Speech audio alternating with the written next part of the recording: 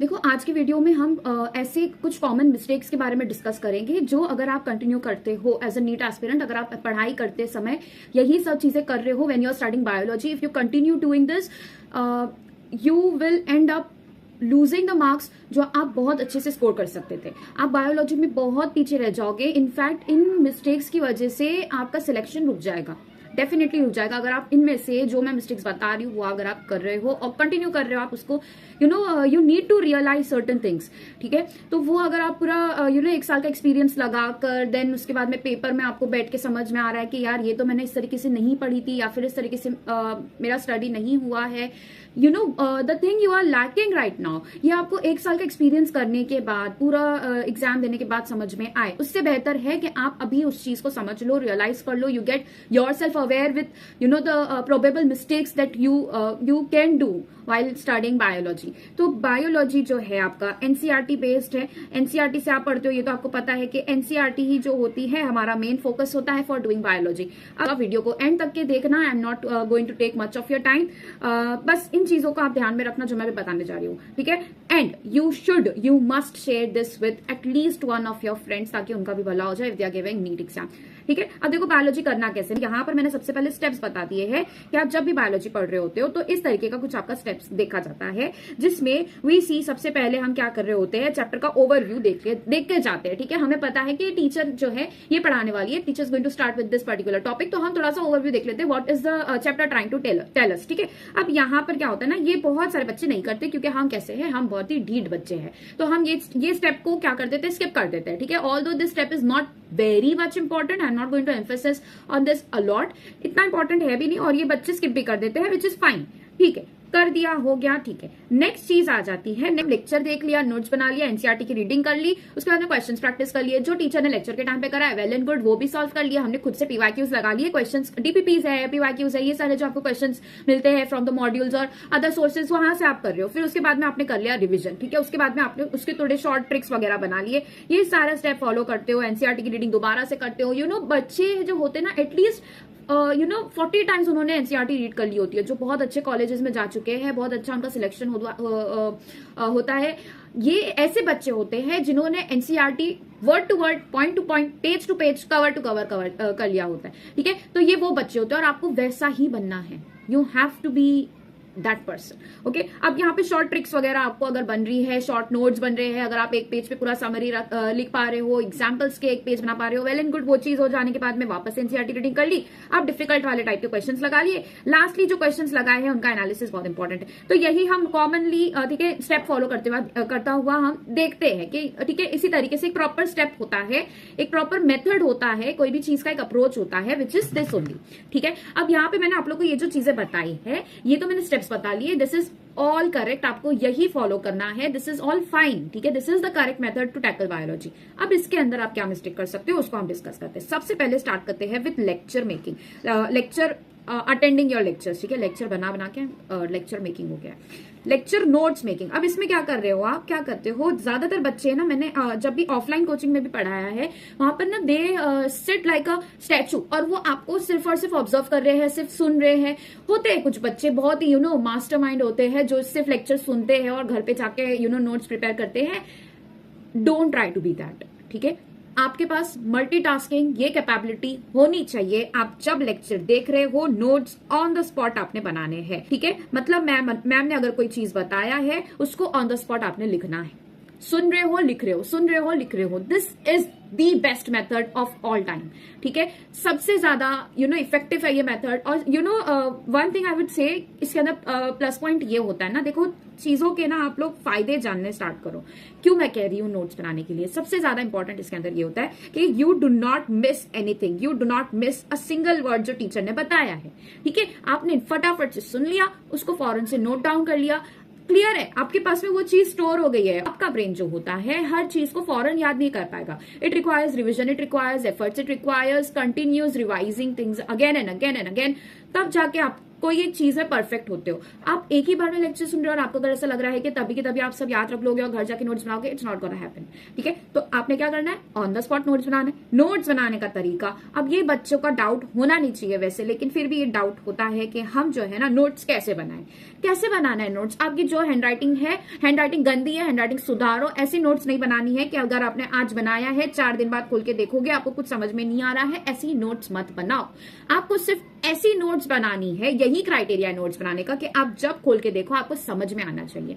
बाजू वाले को नहीं समझ में आ रहा है, आपके फ्रेंड्स को समझ में नहीं आ रहा है, टीचर को समझ में नहीं आ रहा है, इट डज नॉट मैटर, आपको समझ में आना चाहिए। एक जगह रखनी है नोट्स को। सबसे पहली चीज, एक नोटबुक मेंटेन करनी है, एक नोटबुक मेंटेन करनी है। दूसरी चीज, आपको जो है एक स्टेप वाइज मैनर में चीजें लिखनी है। अगर आप अगड़म बगड़म लिख रहे हो, कहीं पे भी कुछ भी लिख रहे हो, ऐसे रखो एटलीस्ट, इतना अच्छे से आप उसको अरेंज करके रखो कि आपको पता होना चाहिए कि आपने किस जगह कौन सी चीज लिखी है। ठीक है, ऐसा नहीं होना चाहिए कि आपकी हैंडराइटिंग थोड़ी अंडरस्टैंडेबल हैंडराइटिंग होनी चाहिए। ठीक है, अंडरस्टैंडेबल हैंडराइटिंग किसके लिए अंडरस्टैंडेबल हैंडराइटिंग होनी चाहिए, वो आपके लिए होनी चाहिए। ठीक है, आपके लिए अंडरस्टैंडेबल होनी चाहिए, ऑल दो बाकी लोग के लिए हो या नहीं हो, लेकिन आपको समझ में आना चाहिए कि आपने क्या लिखा है। नोट्स आपने बना ली, नेक्स्ट चीज आ जाती है, next particular thing that you have to do is revise the notes. ठीक है, नोट्स को रिवाइज करना बहुत ज्यादा जरूरी है। आपने अगर रिवाइज नहीं किया आप रह जाओगे। ठीक है, आप भूल सकते हो आपने क्या लिखा है, बहुत सारी चीजें हो सकती है। आपने ये सब फॉलो कर लिया, लेक्चर नोट्स बना लिए, बहुत जरूरी है। देखो, टॉपर नोट्स के पीछे मत भागो। आई नो टॉपर नोट्स एक तरीके से इंपॉर्टेंट है, जहां पर आप लोगों को बहुत सारी इन्फॉर्मेशन एक जगह मिल जाती है, यू नो, बट अगर आप खुद से नोट्स बनाते हो that will be more useful to you. क्योंकि पहली चीज, नोट्स बनाने के लिए आपको लेक्चर देखना पड़ेगा, टॉपर नोट्स के लिए आपको लेक्चर नहीं देखना पड़ेगा। टॉपर नोट्स के लिए all the everything that you have is just in front of your eyes. लेकिन जब आप लेक्चर देखते हो ना, you are hearing some of the knowledge, you are looking at some of the knowledge and you are writing some of the knowledge. तो ये आप 3 तरीके से 3 मेथड्स ऑफ मेमोराइजेशन आप एक ही टाइम पे कर रहे होते हो। जब आपके पास में कोई एक प्रिपेयर्ड नोट्स आपके पास में आ जाती है, तब आप सिर्फ उस पर्टिकुलर चीज को देखते हो और उसको याद करने का ट्राई करते हो, which is just based on your vision. ठीक है, आप देख के चीजों को याद कर रहे हो। तो ये लेक्चर के नोट्स देख के बनाना इसीलिए ज्यादा इंपॉर्टेंट हो जाता है। ठीक है, आई होप आप लोग ये चीज समझ में आ रही है। एनसीईआरटी रीडिंग जब भी आप कर रहे हो तो कॉमन मिस्टेक्स जो आप कर सकते हो, इसके अंदर सबसे पहले होगा कि आप हाईलाइटर लेके बैठ रहे हो। ठीक है, सबसे पहले ही बार में आपने रीड किया, लेक्चर सुन लिया, सब कुछ हो गया, अब आपको लग रहा है कि अब आपको सब आता है and you will take highlighter and start marking everything. मतलब आपको ऐसा लग रहा है ना कि आप ना कुछ इंपॉर्टेंट चीजों को मार्क कर रहे हो। ठीक है, at the end of the chapter आपको समझ में आ रहा है कि आपने कितनी सारी चीजें मार्क कर ली है। एंड ट्रस्ट मी, जब आप पहली बार पढ़ रहे हो तब आप बहुत ही you are new for everything that is written over there, almost everything. लेकिन जब आप इसको ठीक है पूरा हाईलाइट कर दोगे, उसके बाद में आप जब सेकेंड और थर्ड टाइम की रीडिंग कर रहे होंगे, तब आपको लगेगा कि यार मैंने बहुत ही फजूल चीजों को हाईलाइट किया है, बहुत ही ऐसी चीजों को हाईलाइट किया है जो कि बहुत ऑब्वियस हो चुकी है। ठीक है, मुझे अब एकदम अच्छे से लॉक हो गई है, याद हो गई है। Now what will happen, every time you want to see only the important things. Highlighter का काम क्या होता है कि जो भी सबसे ज्यादा इंपॉर्टेंट चीजें हैं वो आपको हाईलाइट करके दिखाते हैं। अब आपको जब भी ऐसा लगे ना कि कुछ इंपॉर्टेंट चीज मुझे देखनी है, you will end up seeing all those obvious things जो आपको पूरी तरीके से याद हो चुकी है और आपको हमेशा याद रहेगी। ठीक है, प्रोटीन्स किसके बने होते हैं, अमाइनो एसिड्स के बने होते हैं। अब यहाँ पर आपने अमाइनो एसिड्स को हाईलाइट कर दिया, आपको पता है प्रोटीन अमाइनो एसिड्स के, इनफैक्ट आपको अमाइनो एसिड्स का क्लासिफिकेशन पता है, आपको अमाइनो एसिड्स के स्ट्रक्चर्स पता है। अब आप इस चीज को कैसे हाईलाइट करके रख सकते हो? तो फर्स्ट टाइम में जब भी आप बैठो, यूज पेंसिल। ठीक है, या फिर ट्राई करो कि आप कुछ भी ना लेके बैठो। ठीक है, जस्ट रीड इट। ओके, उसके बाद में आप क्या करो, पेंसिल से मेक ब्रैकेट्स के। ठीक है, यहां से यहां तक का मैंने पढ़ा and I think this is important, इसको इससे स्टार मार्क कर लिया। ठीक है, या फिर आपने कोई चीजों को अंडरलाइन कर लिया, इस तरीके से आपने किया। ठीक है, अब उसके बाद में क्या होता है ना, आपको जो इंपॉर्टेंट चीजें लग रही है, एनसीईआरटी रीडिंग सिर्फ एक बार नहीं होती है। ठीक है, एनसीईआरटी को जो आप रीड कर रहे हो ना, इसको कितने टाइम रीड करना है, आपको एक चैप्टर कंप्लीट हुआ तब आपने एक बार रीड किया, वो पहली बार हो गया। दूसरी बार आपने कब रीड किया, जब आपने पेपर वगैरह दे दिया, everything is done, questions practice कर लिए। अब आफ्टर फ्यू डेज आपको ऐसा लग रहा है कि मुझे इसके डिफिकल्ट क्वेश्चन जब करने चाहिए, तब आप सेकंड टाइम उसकी रीड कर रहे हो। ठीक है, तो हर थोड़े दिन में आपने हर चैप्टर को रीड करना है। You have to revise things. ठीक है, अब तीसरी बार आप कब रीड कर रहे हो, जब आप रिविजन कर रहे हो। रिविजन जब आप कर रहे हो दैट मीन्स क्या कर रहे हो आप, you are trying to revise. आप एक पिक्चर मेमोरी बना रहे हो कि इस पेज पे इस प्रकार का टेबल पड़ा हुआ था, नेक्स्ट पेज पे यहाँ पर एक टेबल पड़ा था, बायोमोलिक्यूल्स का चैप्टर ले लिया, मॉर्फोलॉजी का चैप्टर ले लिया, यहाँ पर क्या डायग्राम्स थे, क्या एग्जाम्पल्स दिए थे, वो सब आपने याद किए। तो आप खुद से जब रिवाइज कर रहे होते हो और आप कहीं जाके रुकते हो, you are getting stuck somewhere, उसके बाद में आप जब बुक खोलते हो तो वो एक टाइप का एनसीईआरटी रीडिंग होता है, and that is the thing जो आपको बहुत याद रखनी है कि उस टाइम पर आपको एनसीईआरटी अगर आपने खोली, देखा क्या मिस्टेक है, उसको मार्क करना है, उसको याद रखना है, और नेक्स्ट टाइम जब आप रिवाइज करोगे सबसे पहले स्टार्ट करना है कि आपने गलती कौन सी की थी, ठीक है, वेयर यू लैक और where you did the mistake, वहां से आपने स्टार्ट करना है, और इस तरीके से आपका रिवीजन होना चाहिए। एनसीईआरटी रीडिंग आपने 10 मरतबा करनी है, लेकिन एक टाइम पे बैठ के 10 मरतबा नहीं करनी है, आपको एक टाइम पे बैठ के एक ही बार रीड करना है। ऑल्दो एट वन टाइम आप एक स्टेटमेंट को 2 से 3 बार पढ़ सकते हो in order to understand what it is trying to tell you,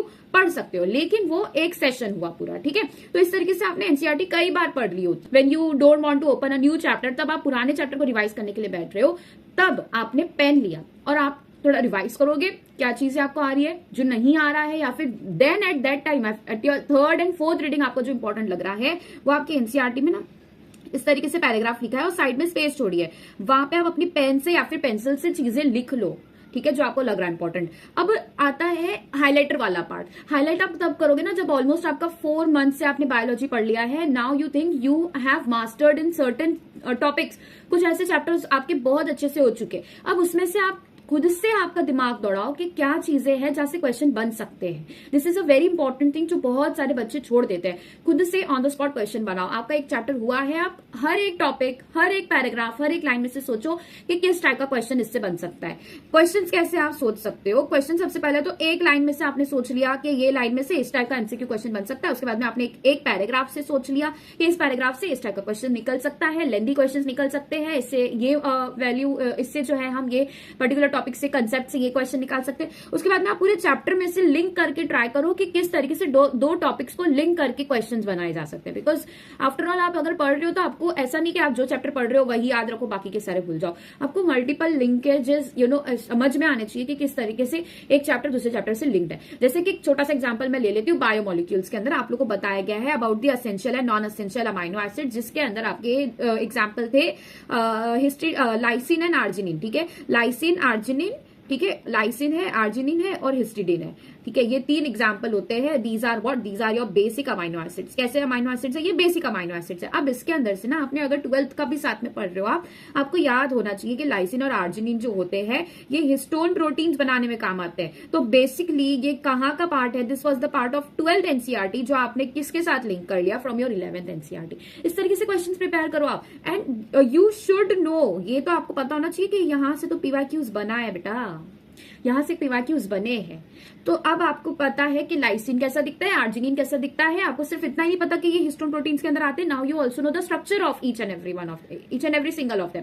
ये जब आपने कर लिया तो मतलब आपने थोड़ा एक अलग लेवल का प्रिपरेशन किया है जो हर एवरेज बच्चा नहीं कर रहा है। You are showing yourself कि आप कैसे बाकी बच्चों से अलग हो, why you are worth of getting selected. इस तरीके का प्रिपरेशन आपको होना चाहिए, ठीक है। लेक्चर के नोट्स बना लिए, एनसीईआरटी रीडिंग कर ली बेटा। आप ना पूरे साल है ना, कई बार ऐसे ओकेजन आएंगे जहां पर आप एनसीईआरटी रीड कर रहे होंगे, जब आप मॉक टेस्ट दे रहे हो 4 चैप्टर का, 6 चैप्टर का एक साथ, तब आपको पता चलेगा कि आपने इस पर्टिकुलर चैप्टर के इस पर्टिकुलर टॉपिक से रॉन्ग चीजें की है, तब आप एनसीईआरटी रीड कर रहे होंगे, ठीक है। एट दैट टाइम आप क्या करोगे? हाईलाइटर लेके बैठ सकते हो। एट दैट टाइम आप जब आप मिस्टेक अपनी निकाल रहे हो, जब आप रिवीजन में लैग कर रहे हो, तब आप हाईलाइटर यूज कर सकते हो, तब आप पेन यूज कर सकते हो। लेकिन पहली बार में ये दोनों चीजों को हाथ में लेके रीडिंग करने का ये गलती नहीं करना। अब उसका आपने क्या करना है, जो जो आपको इंपॉर्टेंट लग रहा है कि this chapter revolves around example, ठीक है, या फिर this chapter revolves around concept, this is more of a conceptual chapter, तो आप उसका कंसेप्ट स्ट्रॉन्ग करोगे। एग्जाम्पल बेस्ड चैप्टर है तो आप एग्जाम्पल स्ट्रॉन्ग करोगे। कंसेप्चुअल स्ट्रॉन्ग करने के लिए देखो 2 चीजें मैंने बता दी, एक तो हो सकता है कंसेप्चुअल चैप्टर हो, या तो फिर हो सकता है कि ये कैसा एग्जाम्पल बेस्ड चैप्टर हो, ठीक है। ये 2 पॉसिबिलिटीज हो सकती है कि कंसेप्चुअल हो, एग्जाम्पल बेस्ड हो, या फिर इन दोनों का मिक्सचर भी हो सकता है। अगर हम कंसेप्चुअल पॉइंट ऑफ व्यू से देखें, कंसेप्चुअल है तो वहां पर it requires a lot of revision. Revision तो सब चीज के लिए रिक्वायर्ड होता है, नोट्स प्रिपेयर करना इंपॉर्टेंट होता है, और चीजों को मेमोराइज करना बहुत ज्यादा इंपॉर्टेंट होता है। यहां पर एग्जाम्पल में क्या होता है कि आपने एक शीट प्रिपेयर करना जरूरी होता है, जहां पर you are writing only all the sort of examples. ये बहुत इंपॉर्टेंट चीज है एग्जाम्पल्स के लिए। कंसेप्चुअल में आप जो नोट्स बनाओगे इसको शॉर्ट फॉर्म में बनाओगे, not leaving a single important word, ठीक है, वर्ड्स नहीं छोड़ने हैं जो की वर्ड्स होते हैं, ठीक है, बायोटेक जैसे चैप्टर है, मॉलिक्यूलर बेस ऑफ इनहेरिटेंस है, वहां की बात कर रही हूँ, ठीक है। अब यहाँ पे आपने पूरी एक शीट प्रिपेयर कर ली जहां पे आपने सारे एग्जाम्पल्स नोट डाउन कर लिए, एक जगह ही पूरे एग्जाम्पल्स नोट डाउन करने हैं, यही चीज जो होती है आपके एग्जाम्पल्स को स्ट्रॉन्ग बना सकती है। Chapters like plant kingdom, animal kingdom, chapters like biology classification, morphology, यहाँ पे भर भर के एग्जाम्पल्स दिए। बेटा इनके लिए आप शीट प्रिपेयर करो, एक पतली बुक प्रिपेयर करो, या फिर ऐसे एक्टिविटी शीट्स खरीद लो, या फिर आप टेबल के सामने बच्चे लगा देते हैं all the sort of examples that come under a particular classification, वो आपने बना के रख देना है, दिन रात देखना है उसको, एग्जाम्पल्स देखने हैं, चीजें आप लोग के लिए बहुत इजी होती जाएगी, इट विल एकदम सब चीजें अच्छे से याद हो जाएगी। तो एग्जाम्पल बेस्ड चीजों को इस तरीके से टैकल कर लिया। अब नेक्स्ट चीजें आ जाती है, ठीक है, क्वेश्चंस प्रैक्टिस करने की बारी आती है, ठीक है। अब क्वेश्चंस जब भी आप प्रैक्टिस कर रहे हो ना, तो शुरू में आपको ऐसा लगेगा कि अभी तो मैंने चैप्टर किया है, जस्ट चैप्टर किया है, तो मुझे सारी चीजें आएगी, इजी वाले क्वेश्चन तो आप यूं ही कर लोगे, तो आपको लगेगा यार इजी वाले क्वेश्चन नहीं करती हूँ। नहीं, आपको इजी से लेकर डिफिकल्ट क्वेश्चन तक जाना है, एंड ये चीज मैं हर चीज के लिए, हर टॉपिक, हर सब्जेक्ट के लिए बोलती हूँ, no matter it is physics, chemistry और बायोलॉजी, इजी से मॉडरेट से डिफिकल्ट की तरफ जाओ। पहला इजी क्वेश्चन सॉल्व करो, फिर मॉडरेट करो, फिर डिफिकल्ट करो। डिफिकल्ट भी आपकी प्रायोरिटी है, इजी भी आपकी प्रायोरिटी है, ज्यादा प्रायोरिटी आपकी इजी टू मॉडरेट होनी चाहिए, क्योंकि that makes the larger content of your paper, ठीक है। उसके बाद में आपका डिफिकल्ट होना चाहिए, और डिफिकल्ट भी आपकी उतनी ही प्रायोरिटी होनी चाहिए, क्योंकि वो डिसाइड करेगा कि आप सिलेक्ट हो गए या नहीं। अब क्वेश्चन प्रैक्टिस करने की बारी आती है। क्वेश्चन से आप जब भी प्रैक्टिस कर रहे हो, तो सबसे पहले रिलायबल सोर्सेज बहुत जरूरी है। रिलायबल सोर्सेज वो है, वही चीजें हैं जहां पर सबसे पहले आ जाते हैं, तो पीवाईक्यूज आ जाते हैं, ठीक है। पीवाईक्यूज सबसे ज्यादा इंपॉर्टेंट हो जाते हैं यार, वेरी इंपॉर्टेंट। मैंने अपने चैनल पर 2025 से लेके 2010 तक के सारे पीवाईक्यूज जो भी एक पर्टिकुलर चैप्टर में आते हैं, हम चैप्टर वाइज उसकी सीरीज कंप्लीट कर रहे हैं, ठीक है, जहां पर मैं सारे पीवाईक्यूज आप लोगों को सॉल्व करवा रही होती हूँ फॉर अ पर्टिकुलर चैप्टर। तो जैसे अभी हमने कंप्लीट किया बायोमोलिक्यूल्स, ठीक है, बायोमोलिक्यूल्स कंप्लीट किया, human health and disease complete किया, प्लांट किंगडम कंप्लीट किया, ह्यूमन रिप्रोडक्शन कंप्लीट किया, तो इन सारे चैप्टर्स की मैं पीवाईक्यू सीरीज आप लोग के लिए लेकर आ रही हूँ। हर एक चैप्टर का हर एक वीडियो बन रहा है, जहां पर 2025 से 2010 तक के सारे क्वेश्चन आपके कंप्लीट हो गए, लॉक हो गए। अब 2025 से 2010 में से कोई भी क्वेश्चन अगर आपका वापस से आ जाता है नीट एग्जाम में, आप देख के समझ जाओगे कि ये क्वेश्चन तो मैंने किया। तो इस तरीके से, और you know why that video is very important, वो वीडियो इसलिए जरूरी है क्योंकि वहां पर ना मैं हमेशा जब भी क्वेश्चन सॉल्व कराती हूँ, यू विल सी, मैं हर एक ऑप्शन आपको एक्सप्लेन कर रही होती हूँ कि why a certain answer is, why a particular answer option is correct and why the other options are not correct, ठीक है। व्हाई अदर ऑप्शंस, क्योंकि उनको नहीं सिलेक्ट करना चाहिए, क्यों एक पर्टिकुलर ऑप्शन ही सही होगा, ये जो है ना बच्चे का पॉइंट ऑफ व्यू से समझाना बहुत इंपॉर्टेंट होता है, और उस तरीके से मैं समझा रही हूँ। बहुत मस्ट वॉच है आप लोगों के लिए। आप जहां कहीं भी रुक रहे हो, पीवाईक्यूज में अटक रहे हो, go and refer to those videos, YouTube channel पर अवेलेबल है, अगर चाहिए तो मैं इसका लिंक डिस्क्रिप्शन में डाल दूंगी। ये सारी चीजें नोट्स है, एनसीईआरटी रीडिंग सीरीज चल रही होती है। एनसीईआरटी रीडिंग के लिए मैंने आपको ये बताना भूल गई हूँ कि यहाँ पर जो है ना एनसीईआरटी रीडिंग सीरीज मेरे चैनल पर चल रही है, जहां पर you all must be aware of it, लेकिन नहीं पता है तो मैं बता दूं। एनसीईआरटी रीडिंग सीरीज हमारी चल रही है काफी टाइम से, हमने काफी सारे चैप्टर्स कंप्लीट कर लिए हैं, और एनसीईआरटी रीडिंग में इज नॉट जस्ट रीडिंग, वहां पर मैं आपको सारी इंपॉर्टेंट चीजें मार्क करा रही होती हूँ कि कोई चीज अगर इंपॉर्टेंट है, कोई अगर पीवाईक्यूज में आया है या फिर आने के चांसेस है, ठीक है, प्रोबेबिलिटी क्या है, कहां से क्वेश्चन पूछा जा सकता है, क्या वेटेज है, ये सारी चीजें मैं डिस्कस कर रही होती हूँ in your NCERT reading series. That is a must watch for every fresher student, ठीक है। कोई फ्रेशर बैच का है, कोई अभी 11th में, कोई 12th में है, देखो यार, ठीक है। अगर ड्रॉपर है तो वो भी देख सकते हैं, लेकिन दे शुड उनका काफी ज्यादा कंसेप्ट क्लियर होता है, they just need much more polishing, तो एक्स्ट्रा पॉलिशिंग की रिक्वायरमेंट होती है, तो they can go for one shot video. One shot video भी मैंने बना रखा है जहां पे पूरा लाइन टू लाइन कवर किया जाता है, ठीक है। One shot video is not just कि वन शॉट के अंदर मैंने समझा दिया, बता दिया, बस अब आपको याद करना है, नहीं। वन शॉट वीडियो में मैं पूरा कंसेप्ट क्लियर कराती हूँ। आई मेक श्योर कि मैं कोई भी लाइन एनसीईआरटी का नहीं छोड़ू, या फिर कोई ऐसी चीज मैं ऐसे नहीं छोड़ दूं, मैंने बस बता दिया, आपको याद करना है, सारा कंसेप्ट क्लियर होता है वन शॉट वीडियो में भी, वन शॉट वीडियो में भी सब होता है। तो फिर डिफरेंस क्या है? डिफरेंस इतना है कि मैं बार बार चीजों को रिपीट नहीं कराती हूँ। एनसीईआरटी रीडिंग सीरीज के अंदर जब आप बैठते हो मेरे साथ पढ़ने के लिए, तब आप याद करके ही जाते हो। वन शॉट के अंदर मैं रिवाइज करवा रही हूँ, 1 टाइम 2 टाइम्स, ठीक है, नॉट मोर देन दैट।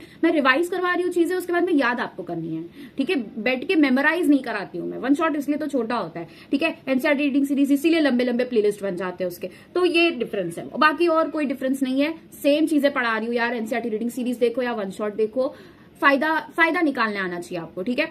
आपका सब चीज कवर हो रहा है, no matter you are learning from where, NCERT reading series से करो या वन शॉट सीरीज से करो, ठीक है। अब क्वेश्चन प्रैक्टिस के लिए मैंने बताया है पीवाईक्यूज सॉल्व करने हैं, सबसे पहले पीवाईक्यू से स्टार्ट करना है, कोई चीज नहीं करो पहले पीवाईक्यूज करो, देन नेक्स्ट आपके पास में जो डीपीपीज आ रही है, कहीं अगर आप बैच ज्वाइन किए हो, कोई मॉड्यूल्स आपको मिलते हैं आपके कोचिंग से, तो वो क्वेश्चन सॉल्व करो। मेक श्योर कि आपका जो डीपीपीज है या फिर जो क्वेश्चन है वो बहुत ज्यादा एनसीईआरटी के बाहर नहीं है, मतलब आपका जो एनसीईआरटी का पोर्शन जो क्वेश्चन प्रैक्टिस है ना उसके अंदर का जो इतना पोर्शन है ना, ये आउटसाइड ऑफ एनसीईआरटी रहे तो समझ में आता है, लेकिन इतना पूरा पार्ट आपका एनसीईआरटी का बेस्ड होना चाहिए, एनसीईआरटी में से होना चाहिए, एनसीईआरटी के अंदर से इजी टू डिफिकल्ट लेवल के क्वेश्चंस बने होने चाहिए। इस प्रकार का आपका जो है डीपीपीज आपके क्वेश्चन सॉल्विंग के सोर्सेज होने चाहिए। आउटसाइड क्वेश्चंस अगर आपके पूरा कवर कर रहे हैं और छोटा सा पार्ट आपके एनसीईआरटी का है, trust me that is not going to help you. वो आपको एग्जाम के दिन भी you will just cry sitting there, ठीक है। तो ऐसे मिस्टेक्स मत करो कि you'll be regretting in future, ऐसी मिस्टेक्स मत करो। आउटसाइड के क्वेश्चंस करने हैं, आउट ऑफ सिलेबस क्वेश्चंस करने डेफिनेटली करने हैं, लेकिन क्या चांसेस उसके होंगे और कितने क्वेश्चंस करने हैं वो डिफाइन रहना बहुत जरूरी है, वो बाउंड्री बना रहना बहुत जरूरी है। एनसीईआरटी आपको अभी भी नहीं छोड़नी है बेटा। एनसीईआरटी आपका 80% क्वेश्चन एनसीईआरटी में से ही आएगा, 80 to 90% क्वेश्चन आएगा, 10% क्वेश्चन बाहर से आने के चांसेस है, और वही मैं मानती हूं कि वही 10% आपका सिलेक्शन डिसाइड करेंगे। लेकिन इतना तो पहले आप पूरा लॉक करो, इसको तो पहले लॉक करो। इतना अगर आपका नहीं हो रहा है और अगर आप बाकी की चीजों के पीछे भाग रहे हो तो आप गलत कर रहे हो।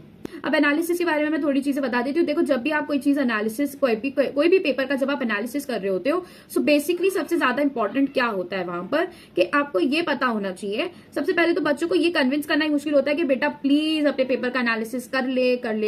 बच्चे क्या करते हैं, क्वेश्चन पेपर सॉल्व कर लिया और भूल गए उसको। नहीं, बैठो, उसी दिन बैठो, सुबह पेपर दिया है शाम में बैठो, शाम में पेपर दिया रात में बैठो और बैठ के एनालिसिस करो, where you have done good, where you need to work, कहाँ आपने रॉन्ग किया है और किस टाइप्स की मिस्टेक की है। यहां पर आप कोई चीज भूल गए थे, या फिर आपने जो है कंसेप्ट ही नहीं पढ़ा था, या फिर आपने थोड़ी सी मिस्टेक कर ली।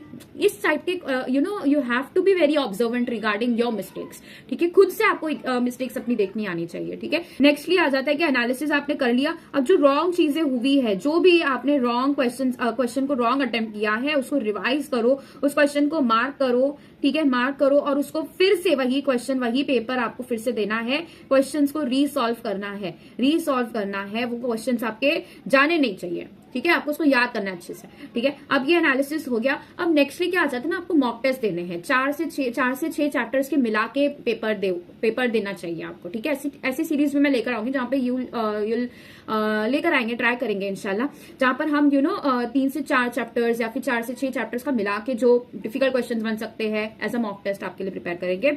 सब कुछ प्रोवाइड हो जाएगा। टेलीग्राम चैनल की लिंक मैंने डिस्क्रिप्शन में दे दी है, टेलीग्राम पे सब कुछ अवेलेबल हो जाता है, ठीक है, तो वो भी आप ज्वाइन कर सकते हो। अब नेक्स्ट चीज आ जाती है difficult questions. Now this becomes important because of your NEET 2025 का पेपर। ये इंपॉर्टेंट हो जाता है क्योंकि नीट 2025 में क्वेश्चंस थोड़े से डिफिकल्ट लगे हैं, ठीक है। अब दूसरी चीज क्या हो जाती है कि यहाँ पे डिफिकल्ट क्वेश्चंस करने कैसे हैं, क्या बाउंड्रीज होनी चाहिए। तो डिफिकल्ट क्वेश्चंस करते टाइम आप ये गलती कर सकते हो कि बिल्कुल ही आउट ऑफ एनसीईआरटी कर लिया, आउटसाइड ऑफ एनसीईआरटी कर लिया और बहुत ही ज्यादा ट्रैक छोड़ दिया आपने। मतलब आपको पता है कि इतना, ये चीजें ना टीचर को बताने वाली होती है कि ये आपका टॉपिक है, ये आपका बाउंड्री है कि ये आपको इतना तो करना ही है, 100% करना है, लेकिन इसके बाहर से कौन सी चीजें हैं जो आपको कवर करनी है और कितनी कवर करनी है। अगर आप ऐसी सीरीज कर रहे हो, ऐसे डिफिकल्ट क्वेश्चंस कर रहे हो, ऐसी जगह से कर रहे हो जहां पे ये तो भाई नहीं पढ़ाया जा रहा है लेकिन बाहर की सब चीजें कराई जा रही है, तो इसको सबसे पहले बंद करो, मत करो आप। मतलब यहाँ पे आप क्या कर रहे हो कि आप मेहनत भी ज्यादा कर रहे हो और आपको वो फल भी नहीं मिल रहा है जो आपको चाहिए, क्योंकि आपका मेजर पोर्शन कहाँ पे बेस्ड है, इस पर्टिकुलर रीजन पे बेस्ड है। और आप क्या कर रहे हो, you are doing all the things that has low probability of coming in the exam, और बहुत ज्यादा सिलेबस, बहुत ज्यादा पार्ट उसने ऑलरेडी ऑक्यूपाई कर लिया है, ठीक है। तो ये गलती मत करो, टीचर को फॉलो करो, जो टीचर आपको बता रही है, सही टीचर्स को यू शुड सी देम, और वहां से आप देखो कितना एक्स्ट्रा कराया जा रहा है, उतना ही करना है, उतने ही क्वेश्चन प्रैक्टिस करने हैं। Difficult question from your NCERT भी बन सकते हैं, आउटसाइड द एनसीईआरटी भी बन सकते हैं, ठीक है, दोनों ही सॉल्व करने हैं। Difficult questions must to do है आप सबके लिए बेटा, डिफिकल्ट क्वेश्चंस करने हैं, मतलब करने हैं, ठीक है, that is no other option for that. Difficult questions करोगे तो आपका बायोलॉजी में 360 to 360 हो पाएगा, नहीं तो फिजिक्स और ठीक है, फिजिक्स और केमिस्ट्री में तो वैसे ही आपने क्या मार्क्स है आपको पता ही है, आप कितना अच्छा कर रहे हो फिजिक्स और केमिस्ट्री में, आपको आप अच्छे से जानते हो, ठीक है। तो इसलिए बायोलॉजी में जी तोड़ मेहनत करनी है, ठीक है। अब यहाँ पर जो है डिफिकल्ट क्वेश्चन की बात आ गई। डिफिकल्ट क्वेश्चन सारे कंप्लीट करने के बाद में उसको एनालिसिस करना है, अगेन जैसे मैंने बताया वैसे ही एनालिसिस करोगे। नेक्स्ट चीज आ जाती है रिविजन। बेटा रिविजन कैसे कर रहे हो ना आप, दैट मैटर्स अ लॉट। सबसे पहली गलती जो आप कर रहे हो, क्या आप जो है लेक्चर में पढ़ा, आपने खुद से एनसीईआरटी में पढ़ लिया, अब इसको विद इन 24 आवर्स रिवाइज नहीं कर रहे हो, ये बहुत बड़ी गलती कर रहे हो। विद इन 24 आवर्स रिवाइज नहीं कर रहे हो, ये बहुत बड़ी गलती कर रहे हो। जब टीचर ने पढ़ाया है विद इन 24 आवर्स आपने उस पूरी नोट्स को, पूरा नोट्स हो या लेक्चर हो, वही सब अपने दिमाग में रिवाइंड करना है, याद करने की कोशिश करना है, रिवाइज करना है। अगर आप नहीं कर रहे हो, मतलब समवेयर, देखो आपका ब्रेन इसी तरीके से इट वर्क्स कि आपने कोई चीज अभी समझी, कोई आपने चीज पढ़ी, विद इन 24 आवर्स उसको ऐसा लगेगा now this is a garbage, इसको बार बार वो रिवाइज तो नहीं कर रहा है, इसको वो हटा देगा, ठीक है। तो अगर आप थोड़ा हटाने का स्टार्ट करेगा वो, ठीक है। इट इज नॉट लाइक कि कंप्लीटली डिलीट कर दे और आपको सब कुछ नया लगेगा, नहीं, आपको याद रहेगी चीजें, लेकिन उतने बेटर वे में नहीं याद रहेगी और उतने लॉन्ग टर्म के लिए नहीं याद रहेगी जितनी आपको चाहिए।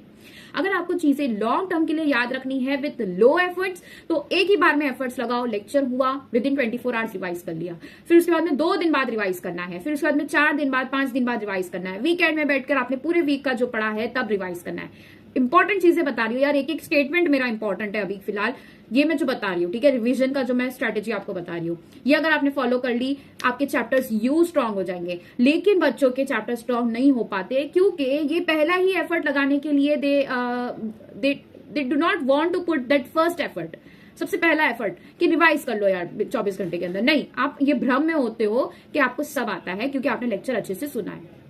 भूल जाओगे, 4 दिन बाद भूल जाओगे, 4 दिन बाद खोलने के बाद में आपको ऐसा लगेगा कि इसके अंदर से 50% भी मुझे नहीं आ रहा है। तो वो एक ही बार का एफर्ट है, लेकिन बहुत लॉन्ग टर्म के लिए याद रखने वाली चीज है, इसलिए मैं आपको बता रही हूँ कि ये फायदे वाली चीज है। इस तरीके से रिवाइज करना है। रिवाइज कैसे करना है, बुक खोल के रिवाइज नहीं करना है, बुक बंद करो, दिमाग में रिवाइंड करो, दिमाग में रिकलेक्ट करो क्या चीजें थी, और जहां पर भी आप रुक रहे हो, स्टक हो रहे हो, बुक खोल के वहां पर रिवाइज करना है, ठीक है। सोते समय, सोने से पहले रिवाइज करो, सोकर उठने के बाद आप दूसरे कोई भी काम कर रहे हो तब चीजें रिवाइज करो यार। आप अगर फ्री बैठे हो, खाना खा रहे हो, तब चीजें रिवाइज करो, ठीक है। थोड़ा आपने ब्रेक्स लेने हैं, बिल्कुल डेफिनेटली ब्रेक्स आर रिक्वायर्ड, आपको ब्रेक लेना है, थोड़ी देर रिलैक्स होना है, मेडिटेट करना है, प्रेयर्स करनी है अपनी, बट रिवाइज भी करना है, ठीक है। तो ये सब चीजें हैं। रिविजन बहुत इंपॉर्टेंट है, revision is the key. Biology अगर किसी ने अच्छा स्कोर किया है तो it is solely mostly 90% it is based on your revision. Revision skills अच्छी है, मेमोराइजेशन स्किल्स अच्छी है, तो ये चीजें हो पाएगी। और ऐसा नहीं है बेटा कि मेमोराइज आप नहीं कर पाते हो या फिर आपका मेमोराइजेशन पावर कम है, नहीं, आपको मेहनत लगेगी। ऐसा हो सकता है कि किसी बच्चों से ज्यादा आपको मेहनत लगे चीजों को याद करने में, कोई बच्चे बहुत जल्दी ग्रास्प कर ले, बहुत जल्दी याद कर ले चीजों को, लेकिन अगर आपको ज्यादा एफर्ट्स लग रहे तो आप ज्यादा एफर्ट्स पुट करो। You should be that brave enough, you should be brave enough to put that much efforts, क्योंकि आपको याद रखना है। एनटीए विल नॉट सी कि ये बच्चे का तो मेमोराइजेशन पावर कम है इसलिए वो याद नहीं रख पा रहा है, वो तो यही देखेगा कि उसके पास में एक बच्चा ए बच्चा बी प्रेजेंट है, इसने इतने आंसर स्कोर किए हैं, ठीक है। तो आपको हर चीज के लिए प्रिपेयर होना है, easy to difficult level questions के लिए। All these are the common mistakes जो आप कर सकते हो, मैंने बताया नोट मेकिंग के अंदर, लेक्चर के टाइम में आप क्या मिस्टेक कर सकते हो, क्वेश्चन प्रैक्टिस के अंदर क्या कर सकते हो, किस तरीके से एनालिसिस कर सकते हो। आई होप आप लोग को ये वीडियो यूजफुल लगी है। वीडियो को लाइक कर लो, शेयर कर लो, कमेंट कर लो, एंड मोस्ट इंपॉर्टेंटली सब्सक्राइब करना नहीं भूलना, बिकॉज नोटिफिकेशन आपको ठीक है मिलने इंपॉर्टेंट है, ठीक है। सेकंड इंपॉर्टेंट थिंग, BYQs का सीरीज मैं फिर से बता रही हूँ, बहुत इंपॉर्टेंट है। Firstly, secondly NCERT reading series बहुत ज्यादा जरूरी है, और थर्डली डिफिकल्ट क्वेश्चन की सीरीज मेरे चैनल पर अपलोड हो चुकी है, आप लोग जाके you should watch that. Difficult question solve करो, जो स्क्रीन पर आ रहा है पहले उसको सॉल्व करके ट्राई करो, एक जगह पेपर पे नोट डाउन कर लो डिफिकल्ट क्वेश्चन जो आ रहे हैं स्क्रीन पर, उसके बाद में आप वीडियो को प्ले करके उसका सोल्यूशन देखो क्या चीजें हो सकती है। डिफिकल्ट क्वेश्चन मैंने खुद चुने हैं, खुद क्वेश्चन बनाए हैं, and I am presenting all these question to you. High chances है क्वेश्चंस में से ठीक है पूछा जा सके, इसलिए मैंने डिफिकल्ट क्वेश्चंस बनाए हैं, क्योंकि पूछा जा सकता है, अराउंड दैट ओनली पूछा जा सकता है। सो मेक श्योर आप इन सारे क्वेश्चंस को करो। और बहुत ही इंपॉर्टेंट है ये, मेरे YouTube चैनल पर सब कुछ अवेलेबल है, एवरीथिंग इज फॉर फ्री। सबका मैं आपका सब चीजों का लिंक मैंने डिस्क्रिप्शन में दे दिया है, you can go there, watch everything and just subscribe my channel. Thank you, will meet in the next video. तब तक पढ़ाई करते रहो बेटा, study well, keep yourself healthy, be focused. That's it. Thank you.